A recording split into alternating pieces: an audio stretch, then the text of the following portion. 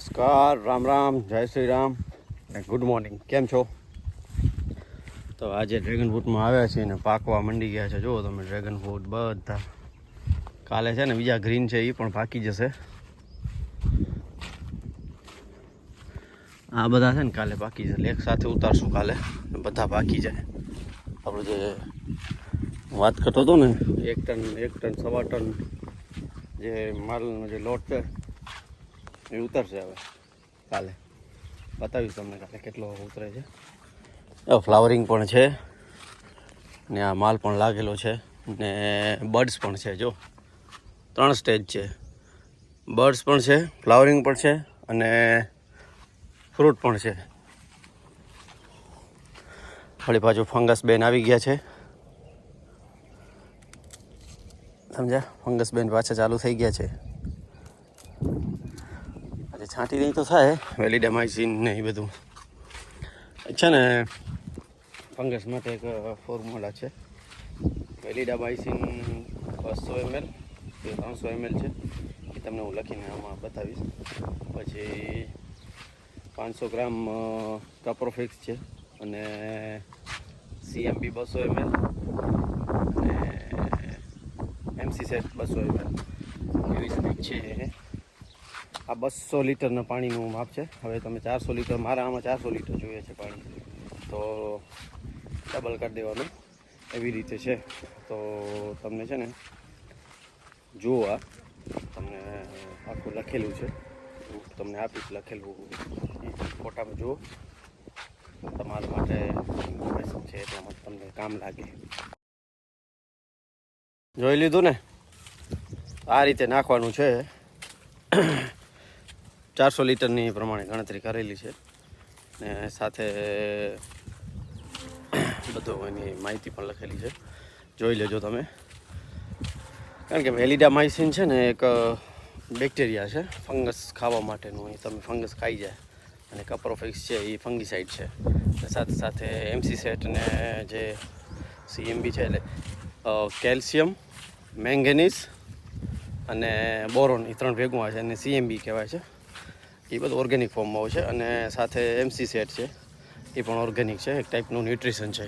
તો જે ફંગસ લાગ્યું, અરે યાર લાળા યાર, સ્પાઈડરમેન જે છે ને એ સેટ કરવા માટે છે. તો નબળા થઈ ગયા હોય કે ગમે તે કંઈક હોય ને તો વ્યવસ્થિત રીતે સેટ થઈ જજો. આનામાં ઘણા છે ફ્રૂટ, 1 2 3 4 5. એવરેજ સાઇઝ રહેશે આ વખતે, કારણ કે ઘણું છે ને માલ, એટલા માટે આવતી સાલ મને છે ને પ્રૂનિંગ કરાવવી પડશે ફ્લાવરની. કારણ કે આ છે ને મેળ નહીં પડે. આ જો આ કાપી નાખી, સાઈઝ વધી જાય નહીં. આ તો જો ફંગસ છાંટવું તો પડશે જ મારે જલ્દી. આજે છાંટી દઈએ. શૈલેષભાઈનું પંપ લઈ આવીએ. બતાવે છે ને તમને મિત્રા 600 લીટર. હું છે ને એકચ્યુઅલી વોચ જોવા માટે આવ્યો છું. અહીંયા પાણી કેટલું ભરાણું છે. તો 05234 આપી દઈએ. આ છે ને દબાવી દીધા જો કાલે, જે ખેંચી બધી દબાવી નાખી છે. તો શું છે, આડી અવડી થાય નહીં એટલા માટે. આ તો જો બારે વરસાદમાં જો એને પાડો બધી આવે. આ જો બારે કેટલી પાડો મૂકે છે. આ છે ને તૂટી ગયું છે. બારેથી પાડો મૂકીને કરે છે કામ. જો આ છે ને કેટલી બધી પાડો છે. અને છે ને જમીનમાં ઉસાડી દઈ તો થાય, નહીં પહોંચે. કટ થઈ ગયું હતું એમાંથી વરસાદથી પહેલાં. આ જો ત્યાંથી કટ મરાઈ ગયું છે. અહીંયા કટથી લગાઈ ગયું છે. અત્યારે જે ઓક્સિજન ને બધું છે ને એનામાંથી લે છે, પાણી ને બધું. વરસાદ પડે એનામાંથી. ઘણો છે માલ. મારા ખ્યાલથી 600-700 કિલો માલ તો આનામાં જ છે. આ છે ને જો આ થ્રિપ્સ, સોરી કથરી છે કે થ્રિપ્સ છે? કથરી છે. જો આ કથરી માથેનું સોલ્યુશન છે ને એ પણ તમને આપી દઉં. ઓબેરોન છે કંઈક, 1000 લીટરમાં કંઈક 1 લીટર નાખવાની હોય છે ઓબેરોન. અને બીજી એક આવે છે ઇન્સેક્ટિસાઇડ ઇન્ડિયા લિમિટેડ ટ્રેક્ટર બાન્ડની કુડુચી. કુડુચીની આઈ થિંક લીટરનો ભાવ કંઈક 10,000 રૂપિયા છે. અને આ ઓબેરોન છે ને બાયરની એ કંઈક 55-5600 રૂપિયાની સમથિંગ છે, કંઈક 5,000 ઉપર છે કંઈક. એ છે ને બધી એ અને કુડુચી એ મીટીસાઇડ છે, ઇન્સેક્ટિસાઇડ પ્લસ મીટીસાઇડ. મીટીસાઇડ એટલે કથરી. એ બહુ હેરાન કરે છે સાહેબ. તમને આ ફોટો બતાવું એક, તમે જોજો સાઈડમાં. એ ફોટામાં આમાં દેખાય છે ને તમને, આ ફોટામાં કથરીનો અટેક છે. આપણે એક મિત્રની છે વાડી, એનામાં એ પ્રોબ્લેમ થયો હતો. જો આ છે ને આ ફંગીસાઇડ, આ ફંગસ આવે છે ને આના માટે હું આ છાંટવાનું કહું છું. એલિડામાઇસિન ને એ બધું ખાઈ જાય. હવે એકચ્યુઅલી આ છે ને અંદર હાલી ગઈ છે ફંગસ. જો કારણ કે આ ફ્લાવરિંગથી પહેલાં ફંગસ આવી જાય ને, ફ્લાવર ખીલું થઈને પહેલાં પછી ઘૂસી જાય ફંગસ. હવે આનું પછી ઉપર પત્તામાં હશે ને અહીંયા તો એ વેલિડામાઇસિન ને બધું એને ખાઈ જશે. બાકી તો થઈ ગયું, એનું પૂરું થઈ ગયું. નવા ફ્લાવરમાં તો ત્યારે છાંટવી જ પડશે. આજે છાંટી દઈએ. લઈ આવું ઘટસીસા જઈને MC સેટ અને આપણે આ MC સેટ ને CMB લઈ આવું ઘટસીસાથી. બાકી તો આપણે હિતેશભાઈ પાસે મળી જશે. આપણે આ કપ્રોફિક્સ અને વેલિડામાઇસિન. કપ્રોફિક્સની જરૂર નહીં પણ મારા ખ્યાલથી મારી પાસે ટાટા બ્લાઇટોક્સ પડ્યો છે, તો એ પણ હું નાખી દઉં. 500 ગ્રામ લેવો પડશે. બાકી તો ઓના પાસેથી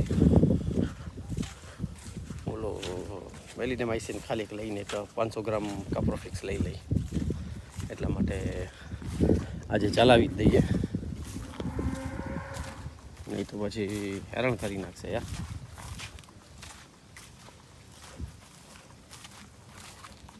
સાઈઝ થોડીક નાની થઈ જશે આ વખતે. એવરેજ સાઈઝ તો 200-250 ગ્રામ રહેશે, કારણ કે વધુ તો એ જ થવાના છે. કોઈક છે 300 ગ્રામ, 400 ગ્રામ. 400 ગ્રામમાં તો ઓછા જ હશે, 300 ગ્રામ હશે. વચ્ચે મેં 10 થી 12 પેટી મૂકી હતી, એમાં 8 પેટી તો 400 પ્લસની હતી, કારણ કે માલ ઓછો હતો ને એટલા માટે. બાકી આ તો ગાય કેવી ઘોંઘરે છે. જો આ ઓલી છે 80% જર્સી ઇંગ્લિશ ગાય આવે છે ને, એની ખૂંદ ના હોય, દૂધ વધુ આપે પણ ફેટ ના મળે તમને. એના થોડુંક હાલવા ચાલવામાં ઓલી ગાય કરતાં થોડુંક મગજ એનું ઓછું કામ કરતું પછી અહીંયાના વાતાવરણમાં. ચલો એ જવા દો. આ જો તો સાઈઝ કેટલી નાનકડી થઈ ગઈ છે. આ બધા 100+ છે. આ છે ને એકચ્યુઅલી આ કંઈક 200થી અંદર છે, 100-150 ગ્રામ છે. આ જુઓ તમે, કેરી અહીંયા કને ધ્યાન જોઈતી હશે ને તો નહીં ઉગે સારી, પછી અહીંયા ઉગી જશે જેમ તેમ ફગાવેલી હોય ત્યાં. બાકી તો જો આ ઓલું તો રિઝલ્ટ તમે જોયું જ છે. અહીંયા જો ઓલી બાયરની રાઉન્ડઅપ છાંટેલી છે. અહીંયા છે ને આપણે આ જો ઓલું છાંટેલું છે એલિયન પ્લસ. દેખાય છે તમને રિઝલ્ટ? ઓ સામે દેખાય છે ને, ત્યાંથી આ બાજુ છાંટેલી છે, અહીંયા પછી આ બાજુ છાંટેલી છે. આ બાજુથી આમ નથી છાંટેલી, વચ્ચે છાંટેલી છે ખાલી. તમે જો જ્યાં નથી છાંટેલી ને ત્યાં ઘાસ ઉગે છે, બાકી છાંટેલી છે ત્યાં સફા ચડ છે. 6 મહિના કાંઈ થાય નહીં આનંદ, મતલબ કાંઈ તો પાક થાય છે, પછી ટ્રાય નથી કરી આપે, એ તો ડેમો જ કર્યો છે. 6 મહિના જોઈએ. અત્યારે 26/7 છાંટી હતી. આઈ થિંક 26 કે 28, મારી પાસે વિડીયો પણ પડ્યો છે. અને બાકી રિઝલ્ટ તો છે જ, 70% મળ્યું છે રિઝલ્ટ અમને. હવે 6 મહિના જોઈ ત્યારે 100% થાય.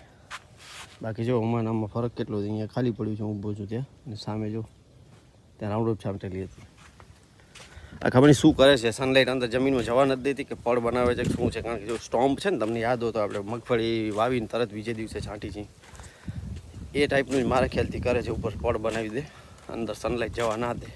પડ હેવી બનાવતો હશે, કારણ કે સનલાઇટ ઓતો છે ને મગફળીમાં તો એ અઠવાડિયું રહે, પછી એનું કેપ ઉતરી જાય. પાણી મળે ને એટલે પછી પૂરું થઈ જાય, બીજી વખત પાણી મળે એટલે. આવું છે. હવે ચાલો વિડીયોને કરી એન્ડ. ચેનલ પર નવા હો તો ચેનલને સબસ્ક્રાઈબ કરી દેજો, વિડીયોને શેર કરજો, લાઈક કરજો, અને બેલ આઇકન દબાવવાનું ના ભૂલતા. બધાને જય શ્રી રામ. આવજો.